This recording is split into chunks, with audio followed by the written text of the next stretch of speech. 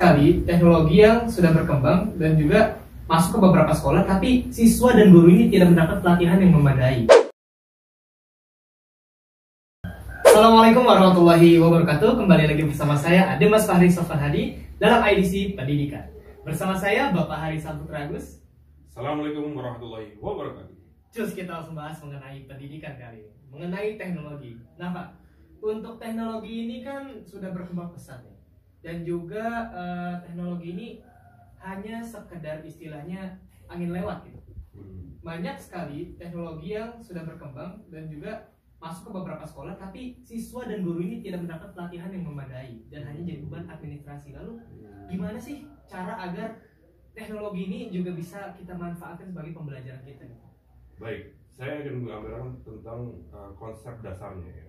Teknologi itu suatu turunan dari keilmiahan, scientific, engineering, perekayasaan, mathematics, juga ada seninya, arts.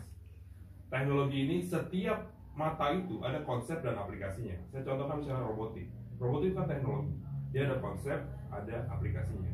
Konsepnya misalnya programming, bahasa pemrograman, terus aplikasinya misalnya teknologi medis yang menggunakan orang menyayat orang yang sedang sakit itu bagian dari konsep dan aplikasi.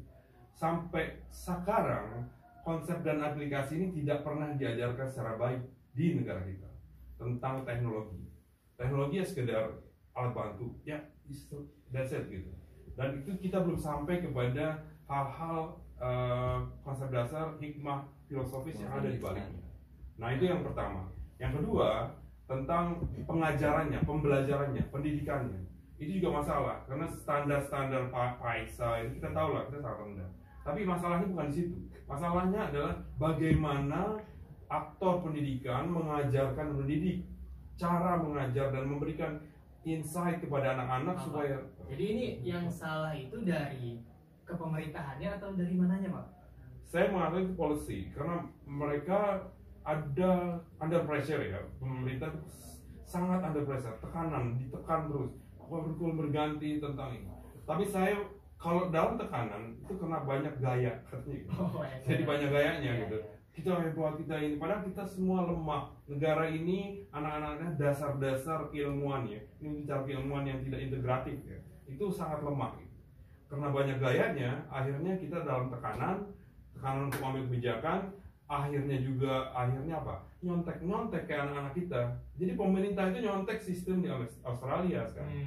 Jadi akhirnya gitu, kayak di kelas aja, kalau banyak tekanan dari guru, akhirnya anak-anak nyontek. Itu kira-kira gitu tuh. Cara yang terjadi di secara gampangnya ya. Jadi mereka dengan gampangnya mengambil aplikasi dari luar gitu.